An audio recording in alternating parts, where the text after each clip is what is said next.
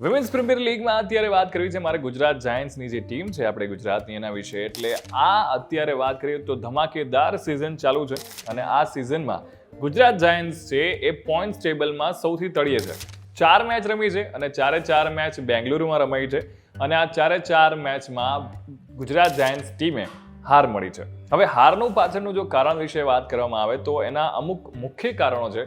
સૌથી પહેલા વાત કરીએ તો બેટિંગ જે છે એ બેટિંગમાં ડેપ્થ નથી દેખાતી.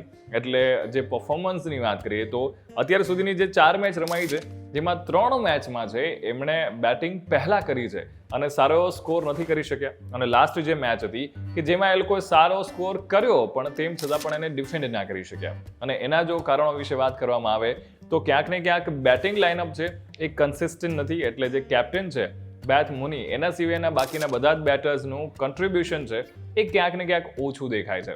એ સિવાય મિડલ ઓર્ડરમાં જે એક હિટરની જરૂર હોય છે કે જ્યારે વિકેટ્સ પડી ગઈ હોય અથવા તો ઓવર્સ પૂરી થવા આવતી હોય છે ત્યારે એક પિચ હિટર તરીકે કોઈ સારો એવો બેટર એમની પાસે નથી, જેના કારણે એવું થાય છે. અને ખરાબ ફિલ્ડિંગની સાથે સાથે અમુકવાર જે બોલર્સ હોય છે એ બોલર્સ પણ પોતાની જે ક્ષમતા છે એ મુજબ પરફોર્મ નથી કરી રહ્યા અને એટલા માટે થઈને ક્યાંક ને ક્યાંક ગુજરાત જાયન્ટ્સ જે ટીમ છે એ આ વખતેની WPL છે વુમેન્સ પ્રીમિયર લીગ છે એમાં ક્યાંક ને ક્યાંક સ્ટ્રગલ કરી રહી છે. પણ વી હોપ કે જ્યારે હવે દિલ્હી પહોંચશે અને દિલ્હીમાં જ્યારે 4 મેચ રમવામાં આવશે ત્યાં પરિબળો છે એ બદલાય અને ગુજરાત જાયન્ટ્સ જે ટીમ છે એ પણ ક્વોલિફાય કરે જેથી કરીને એલિમિનેટર રાઉન્ડ અને ફાઇનલમાં પહોંચે એવી એમની પાસે શક્યતાઓ છે. પણ એના માટે એમને બહુ જબરદસ્ત પરફોર્મ કરવું પડશે. કેપ્ટનની સાથે આખી ટીમને એક સાથે પરફોર્મ કરવું પડશે તો પોસિબલ છે કે જે સમીકરણો છે એ બદલાય.